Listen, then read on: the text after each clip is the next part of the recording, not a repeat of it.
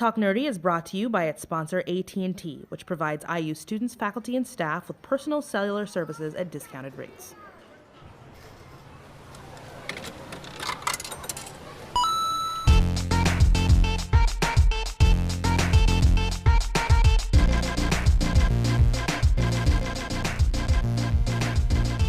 Talk Nerdy to Me, a conversation about technology's hottest topics at Indiana University and beyond.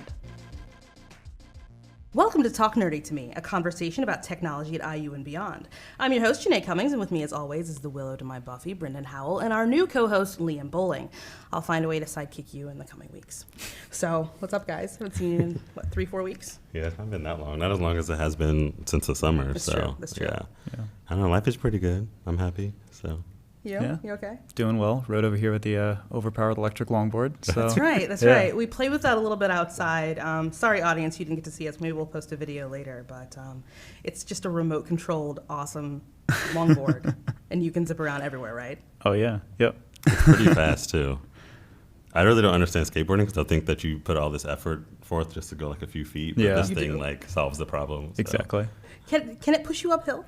Oh, yeah. You can go like 20 miles uphill. It's 20 miles per hour uphill. It's crazy. Wait, how fast does it really go? I think it's like 21 miles per hour. That's crazy. On the motor. But I mean, you can go like downhill and everything too. It's ridiculous. I need one of these in my life. Now that I've tried it, I need one. When you first showed it, I was like, well, that's awesome, but I don't know.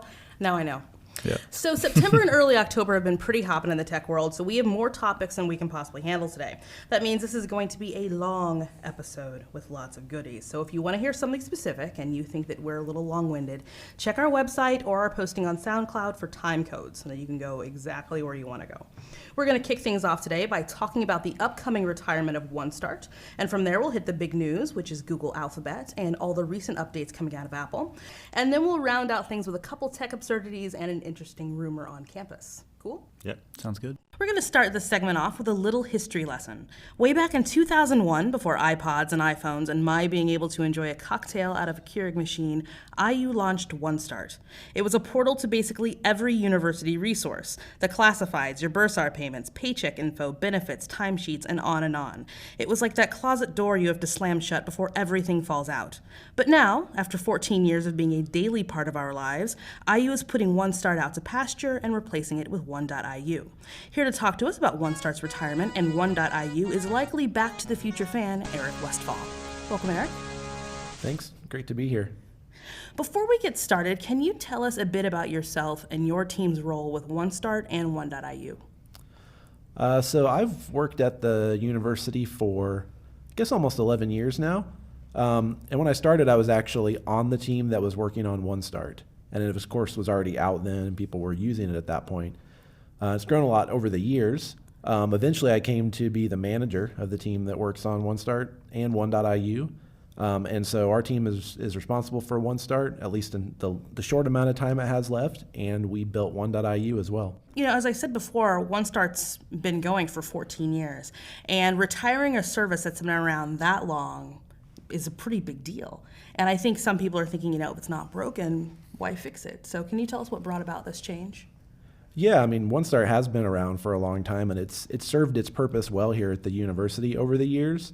But, we're always looking for ways to provide better service to our students, staff, and faculty.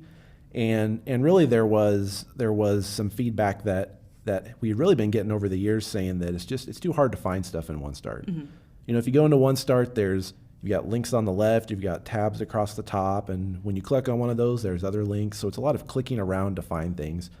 There is a little search feature in OneStart that probably not very many people know about, and maybe they don't use it, and it doesn't really work all that well. So really, it was you kind of had to know where you were going when you got into OneStart to find what you were looking for, or you had to go to like the knowledge base and read a knowledge base article about where do I find this in OneStart. So it was really all about the fact that people, particularly students, were like, it's too hard to find what I'm looking for. And we get, obviously with students coming in each year, we get a lot of new people every year. And all of those people have to learn how to find things. So with One.iu, we wanted to create a system that was really simple for people to be able to find what they were looking for. And that was really the inspiration. And that's how One.iu came about. We read and even here in UITS talk about One.IU having an app store experience. And this is an app store really only in the visual sense, right? That's correct, yes. Yeah, we incorporated a few things that you kind of see in an app store-like experience, and really in your smartphones and your tablets, where you have kind of these little links or tiles or apps that you click on that take you to what you want to launch. So if you're going to launch Facebook or Twitter or whatever it is on your phone, you'll have a little app on there for it. So we used kind of a similar tile-based experience inside of One.IU. So you search for what you're looking for. Maybe you want to check your grades, check your class schedule, pay your bursar bill, whatever, and you'll see these tiles that come up that present tasks to you that you can click on to go do that. So that's kind of part of the App Store experience. The other part of it is we allow people to write reviews on tasks. So if you want to review Canvas or you want to write a review about the class registration system, you can go in there, you can give it 1 to 5 stars, and you can write a review. And the really nice thing about that is that it helps the people who are owners of those services get faster feedback than they might get otherwise. I know that UITS does an annual survey where we get feedback from people, which is really great, but being able to get feedback a lot quicker is really helpful as well, because those of us who run these services will know what's working well and what's not working well, and we can really make improvements based on that feedback we get. So that's kind of the other part of it that we think of as kind of the App Store part of it, is that ability to write reviews and provide feedback. Okay, that's great. So it really is as easy as search, click, done, and that if I type in bursar, or if I type in maybe campus bus, a task pops up for the campus bus, I click on it, and I'm there. I'm exactly where I need to be. That's right, yeah. Our motto is search, click, done. So we want people to be able to search for what they're looking for, click on it, and be done, rather than having to kind of, like in OneStart where they had to click around and find what they were looking for. And that works really well, especially for new people who new students coming in to be able to find things, but it also works well for people who have been here for a while, because they may know the names of things, they can just search for it and find it. For those that don't like that kind of search-based experience, it's easy to create favorites inside of One.IU as well. So you can click the little heart on the tile, it'll add it to your favorites. Next time you log in, it'll be right there. So we kind of try to blend the best of both worlds. I mean, if you talk to staff that have been at the university for a while, a lot of them probably like OneStart because they know where everything is in there, right? I mean, they know where it's at, so they don't really have to search for it. But we're trying to kind of blend the best of both worlds by having favorites in One.IU for tasks and services that people use a lot. Just add them to your favorites, they're right there, but also allowing you to search for things that you may be looking for. Are there any particular tasks that are maybe the most popular tasks on One.IU? Yeah, well, email is very popular. A lot of people use email. Canvas as well. We are actually on some of the regional and IUPUI and Bloomington campuses doing this event called Game On, where we get to talk to students and staff, but mostly students. And one of the things we hear about is a lot of them really, they get into Canvas and they do a lot of their work in Canvas. That's where they spend most of their time, assuming their professors are using Canvas for the class. So a lot of them, they may start at one, get into Canvas, and then spend a lot of time in there. But of course, there's other things they have to do outside of Canvas. They may have to pay their bursar bill. They may want to look at their grades or class schedule, which they can actually do that in Canvas as well, I believe. So those are Canvas. Emails pretty popular. The IU Classifieds is very popular as well. It's kind of like an internal IU Craigslist almost. Right. And on Bloomington, the bus routes, the double map bus, the bus tracking is really popular as well. So those are some of our ones that tend to show up at the top pretty consistently. Definitely right after grades are posted, the grades task shows up right there near the top as well. Everybody wants to know what grades they got in their class. So make sure mom and dad keep mom and dad happy. Exactly. If I try to visit OneStart on October 22nd, what happens? If you try to visit OneStart on October 22nd, you are going to see a message that tells you to go to One.IU instead. Yep. So it is gone. It will be gone. Yep. Yeah, OneStart will be gone, and you will have to go to One.IU to get to everything, which will be a better experience, hopefully, for you to find the things that you're looking for. Are there any services on OneStart that have yet to make it to One.IU? No, we've really been working over the past couple of years. That's one thing that people may not know, is that we actually brought One.IU online in October of 2013, and we've been running it alongside of OneStart. That was really a very deliberate decision because it would give time for people to get familiar with it and time for us to make sure we move things over. So, we really have done everything we can to make sure that the stuff from OneStart is in One.IU, and we've worked a lot directly with publishers and people that own that particular, those pages and that content in OneStart to make sure that we're doing what we can to make sure they're represented in there. And there's stuff in One.IU that wasn't in OneStart either, because it's much easier to put things in One.IU than it was to put them in OneStart. So we really have more in One.IU than we ever had in OneStart. Do you have any examples of what's on One.IU that isn't on OneStart? Well, there's a task in One.IU to take you to the Apple Store. Oh, wow. That's one example I know of off the top of my head. And there wasn't really anything like that. I don't think there was in OneStart.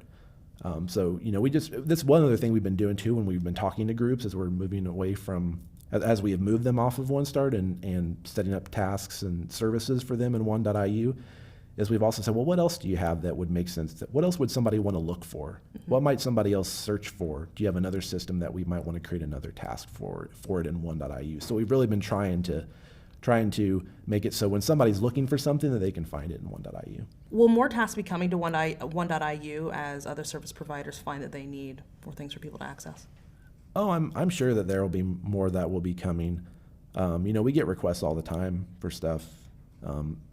And so, there may be new services that come online or somebody realizes, hey, it'd be great if we had this in One.IU. I think that once we see OneStart retire too, and everybody is really using One.IU heavily, hopefully that'll help spark some ideas and people will be like, hey, it'd be great if we had this in One.IU so that the students can find it.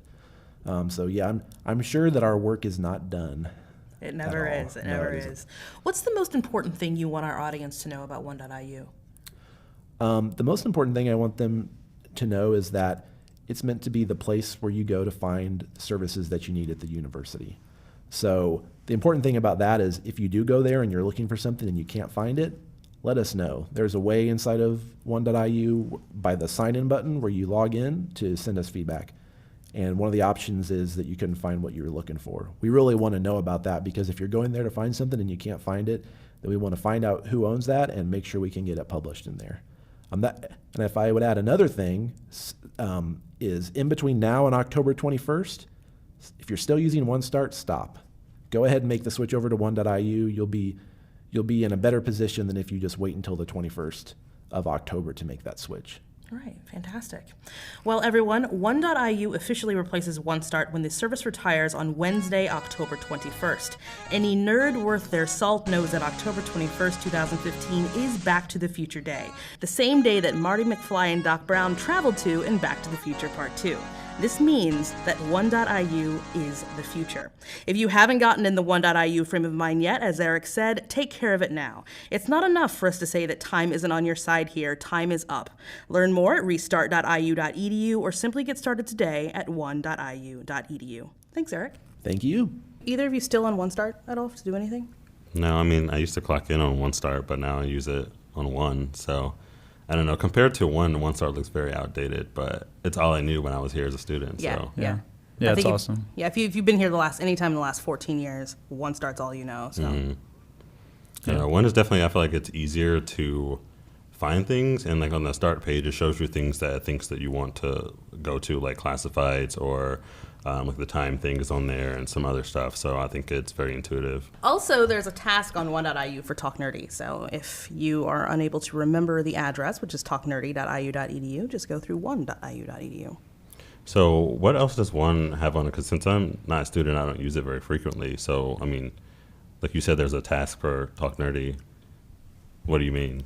I mean that if you type in Talk Nerdy to me, or even just Talk Nerdy, it finds it. It'll find it. That's so awesome. And then you can click on the task, and it will take you to our website. So can it search like other pages that IU has as well?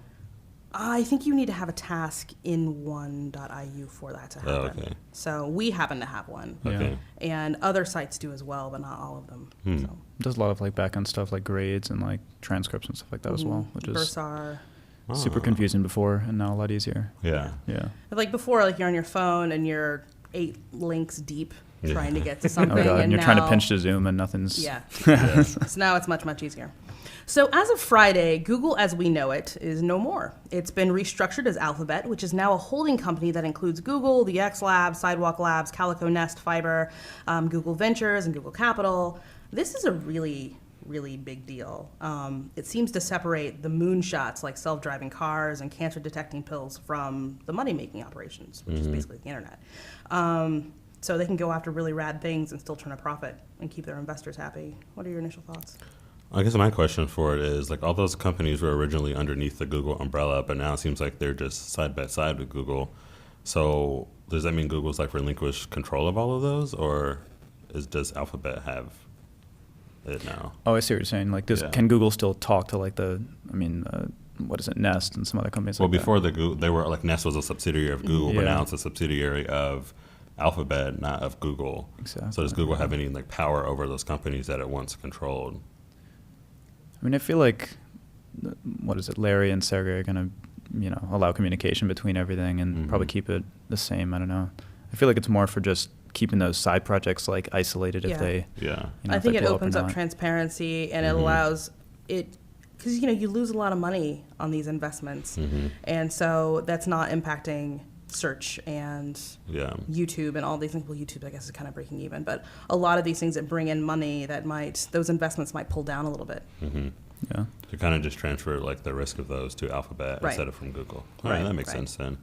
So it could be really cool, but I mean, it could also mean lots and lots of really awesome projects that they couldn't do before. They can do now. They can try now. I think the thing that's also nice about it is that Google had their hands in so many different like things, but you didn't really know about all of them because there were so many to look at. But now that they're all separated, I think that'll make it a little bit more, like you said, transparent, and we'll know what all is going on up underneath this umbrella now. So. One thing I think is interesting is that the Alphabet motto, where Google had the motto of "Don't be evil," whether they abided by that or not, that's gone. And now the Alphabet model is "Do the right thing," which is ambiguous and kind of. I think it's kind of tough having the like motto of "Don't be evil," because if you get rid of that, are you now being evil? Yeah. Like what's going on there? And it's like if you're just doing the right thing now, who are you doing the right thing for? Yeah. You could be doing the right thing for society Or yourself. or yourselves. Super vague. Like doing evil makes money. Yeah. Doing the right thing for your shareholders makes money. True. Well, we'll just like to think that Google's going to keep their integrity intact. So. Well, I like to. I'm sure they think they will. Mm-hmm. But power corrupts, right? Yeah, especially these days. It does. I never remember that TV show Heroes, which was awesome for a season and then the absolute worst. And now they have Heroes Reborn, and the big bad company in Heroes Reborn who's trying to round up all the people with powers so they can use their powers Skynet. for technology. Their motto is "Doing good is good business," which sounds pretty similar to me. I guess what time will tell what'll happen with Alphabet and the rest of the companies. Well, I don't know. Maybe the X Lab is really what we need to be afraid of. That's really that's the weird stuff going on over there. I don't know. the weird cool stuff. Like we don't. I don't think we really need to be afraid of. I don't know. Google Ventures, Google Capital, or Search It All.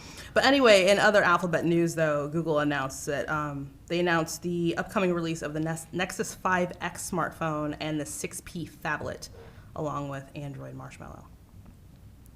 I saw both of them, and they weren't really what I was expecting. Yeah. Like on the previous Nexus, the flash was around the camera, but now they kind of moved it off to the side, and I thought that was one of the beautiful things about the previous one, and so that's one thing I don't like.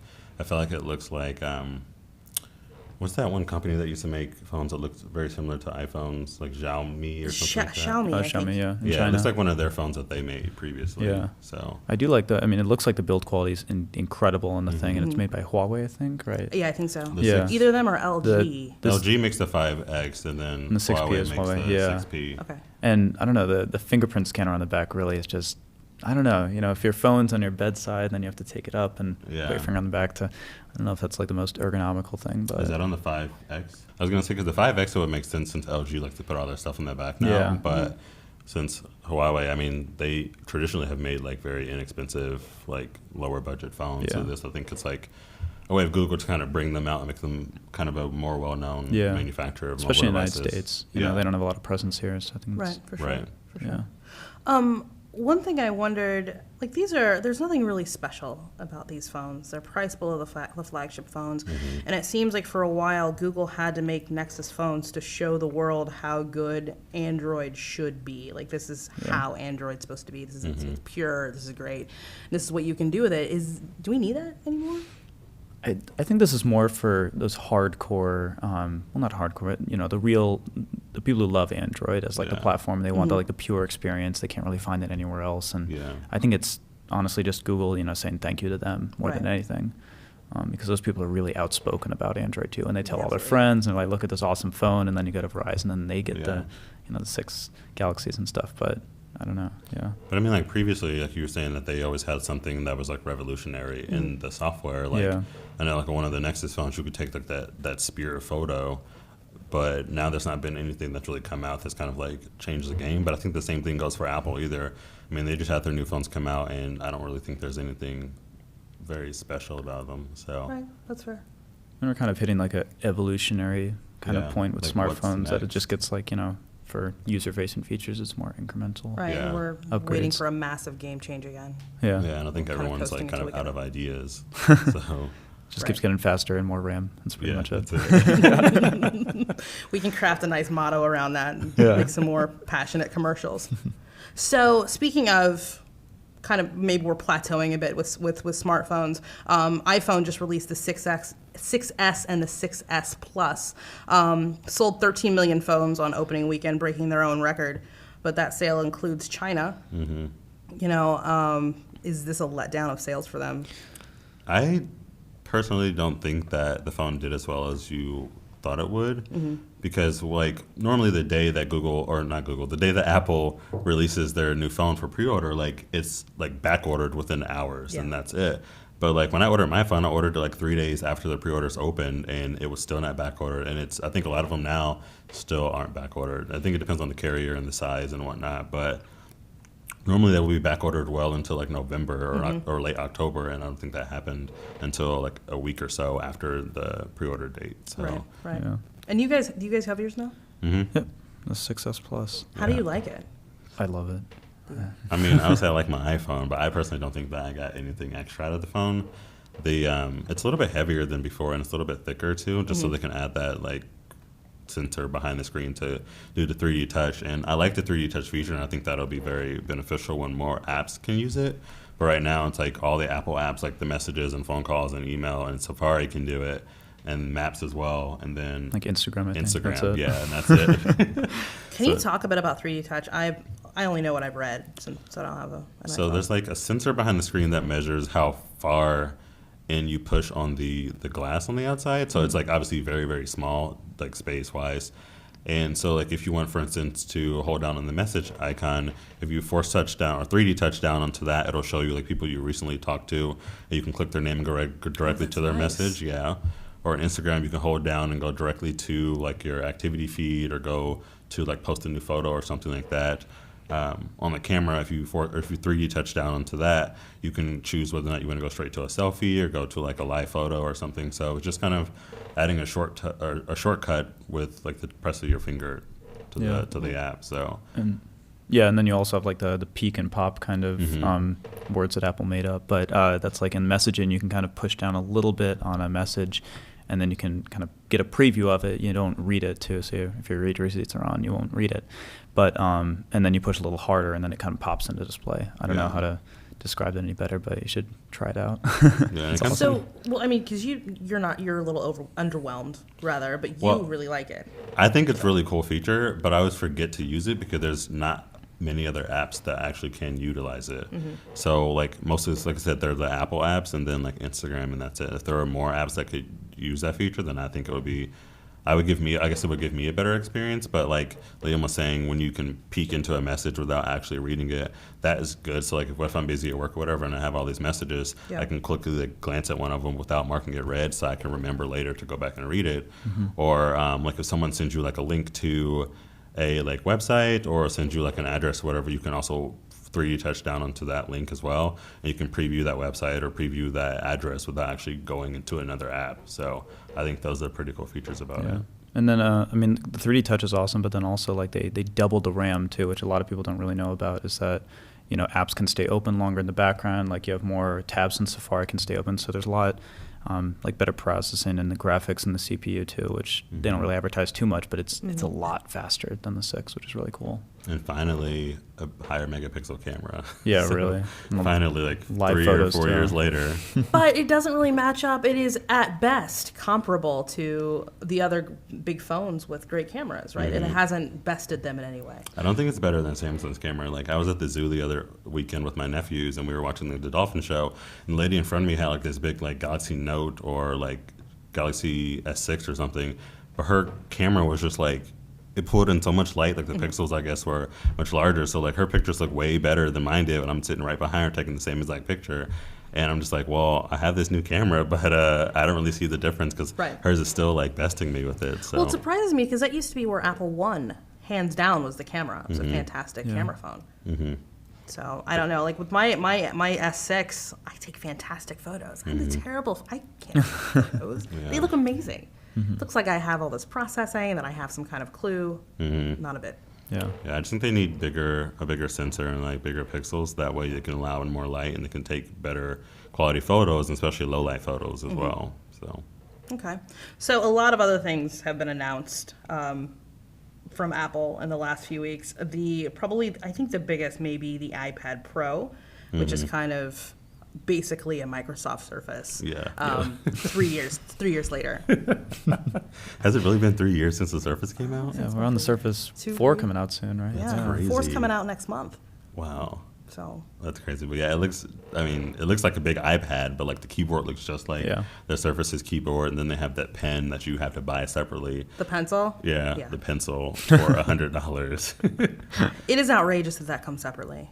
Yeah, I know. And the keyboard is all separate, and then it like comes out to like over $1,000, which then you could go buy a MacBook, Yeah. I don't know. And the Surface you can get for $700 and still get the pencil with it and everything. Yeah. So I don't know. When I first heard the price, I'm like, oh yeah, it's going to be like comparable to the Surface's price. And then I realized that those other accessories come separately. So No, it's absolutely outrageous. And I understand selling the pencil also as an accessory or selling the keyboard as an accessory, but they need to come packaged together for one price. Yeah. I think the pencil surprises me because, as we all know, Steve Jobs famously bashed on styluses. Styli, I'm not quite sure what the plural of that is, but he also told Tim Cook to do what was right and not waste time wondering what he would do. So. I think like kind of the argument one could make in defense of like Steve, you could say that you used a pencil for only drawing and writing, which isn't, I think Steve's like argument was like you don't want to do a stylus for like touching, opening apps and stuff like that. But then I don't know what his opinion would be on like drawing and trying to like. Well, it seems like there's a really great opportunity maybe with the design community that I think strictly uses Wacom tablets. I think, we're largely a design office, the IT communications office, and we're Mac heavy. I think there are maybe 2 PCs in our office. So that might be a market they're trying to tap into. It would be reasonable. But I feel like that's only like one reason to create the Surface Pro.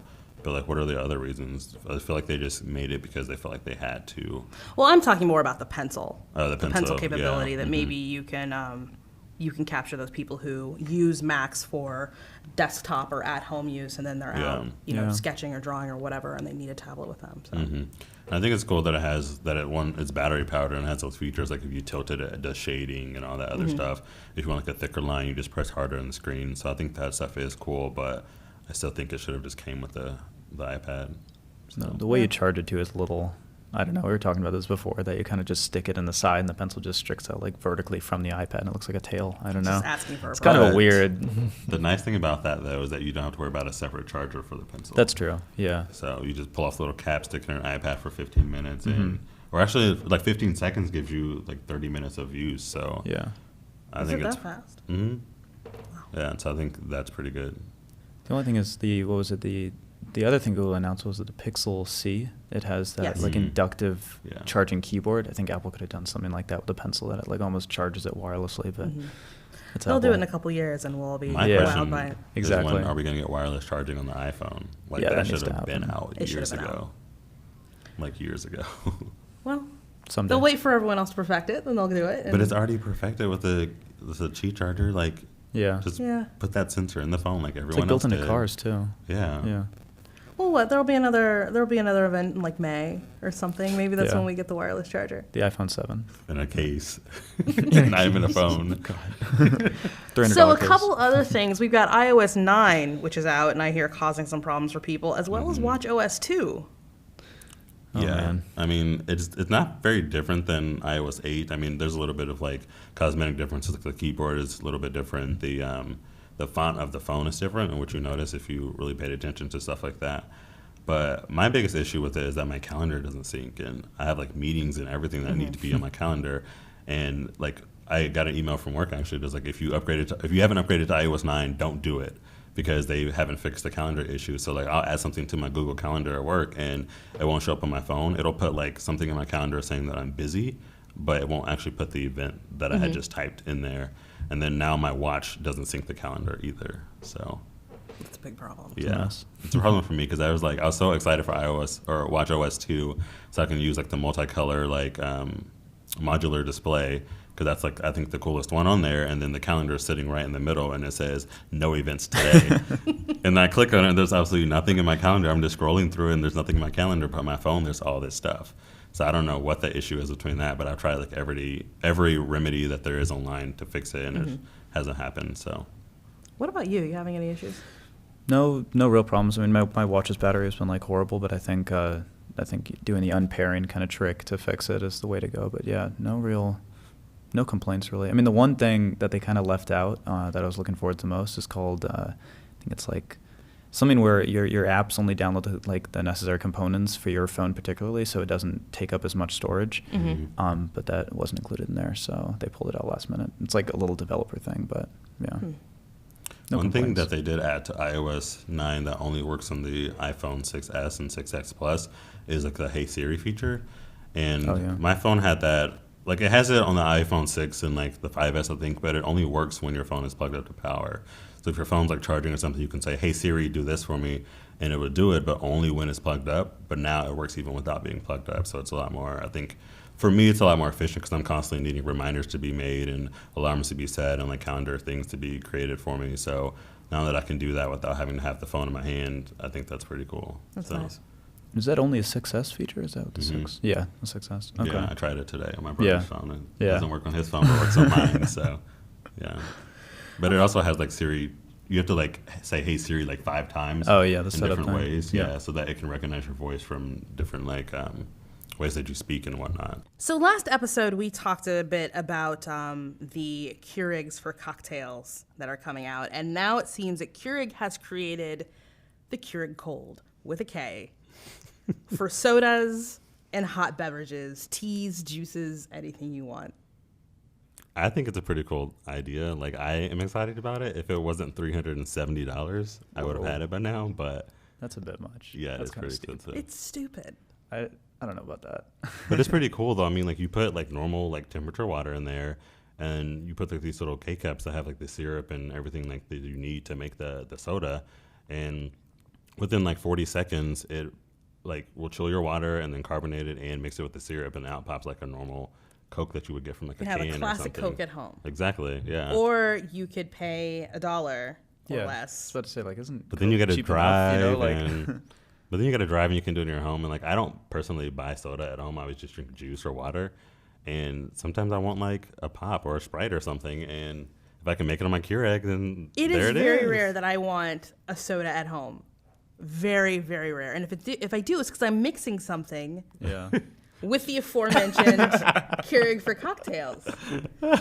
I cannot imagine that there is an actual market for this. But you know how like the SodaStream came out and everyone was all hype about that. Yeah. And I think this just does it better.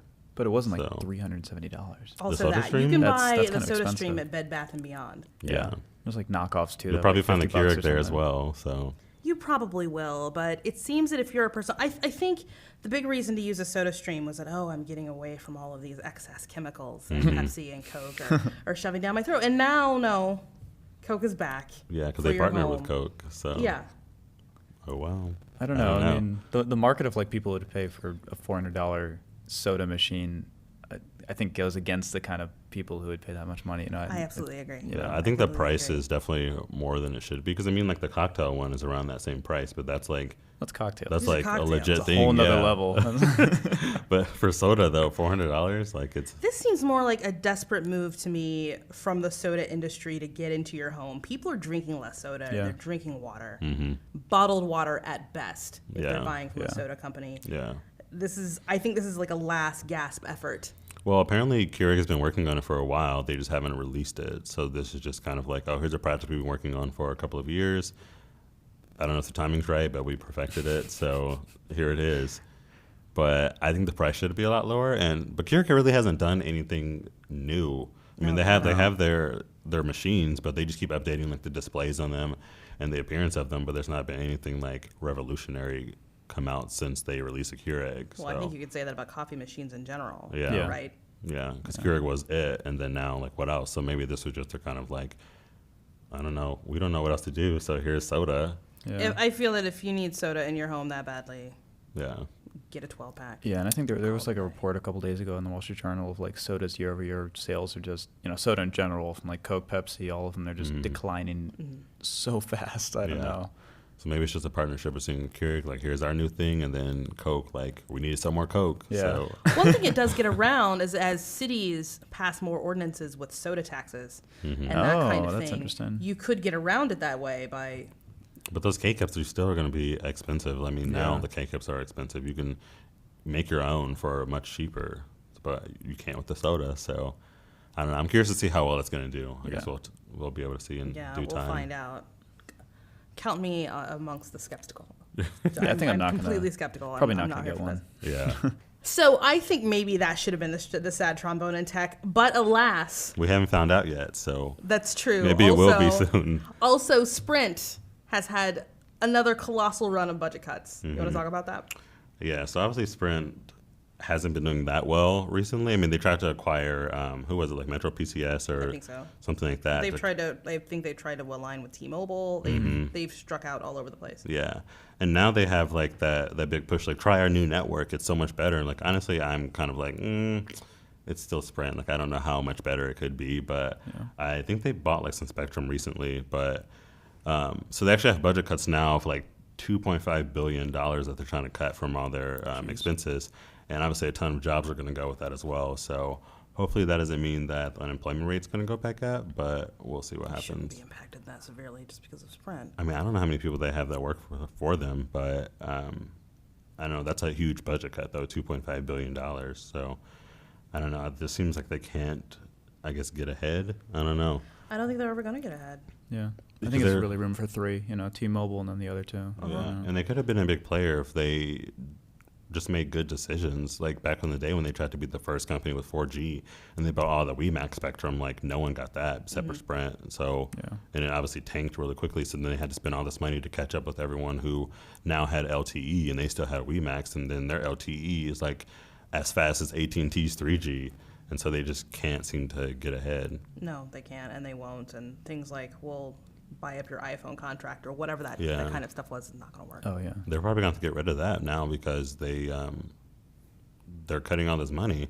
But that's like their only way of getting new customers is by offering these new like incentives. Like we'll pay you for your old contract, we'll buy your phone, and you get a new iPhone every year. Like stuff like that. Like that's not a cheap venture for the company. Like that's going to cost them a lot of money. So I don't know what they're going to do.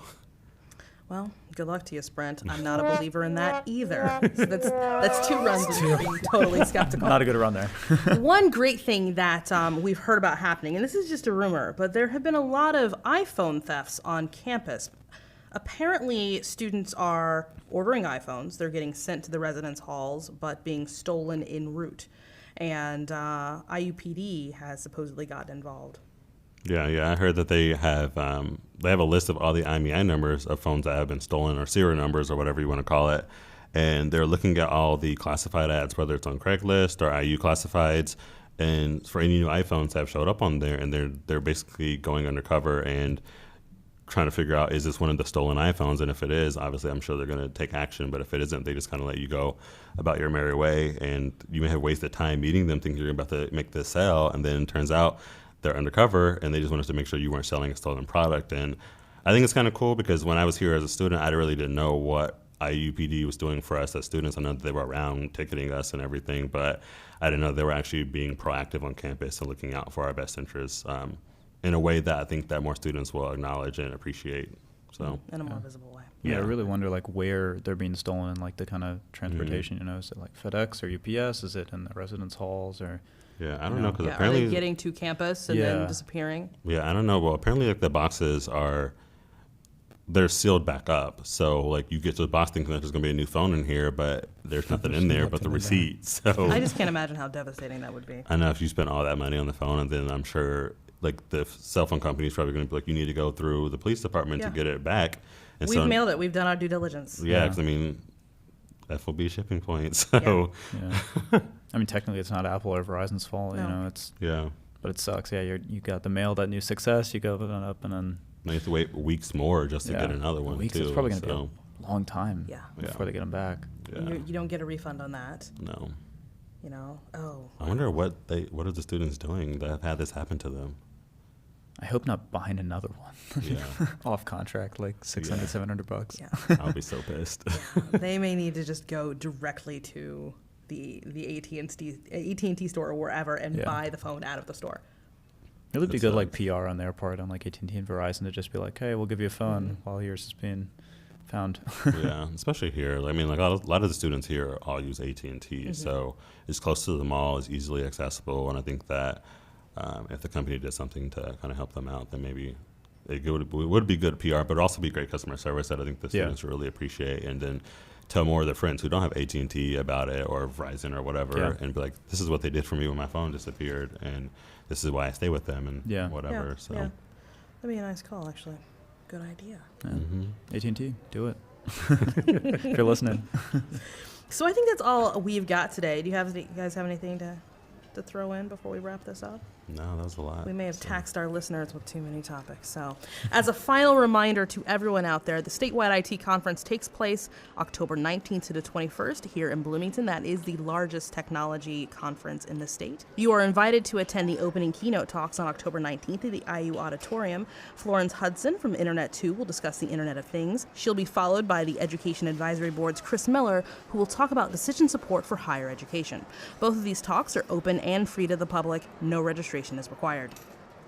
And with that, I bring this episode of Talk Nerdy to Me to a close. If you have any questions, feedback, or want to say hi, you can reach out to us online at talknerdy.iu.edu, on Twitter at talknerdyiu, and via email at nerdy@iu.edu. And on behalf of Brendan and Liam, this is Janae Cummings. Thank you for listening. We'll see you again in November.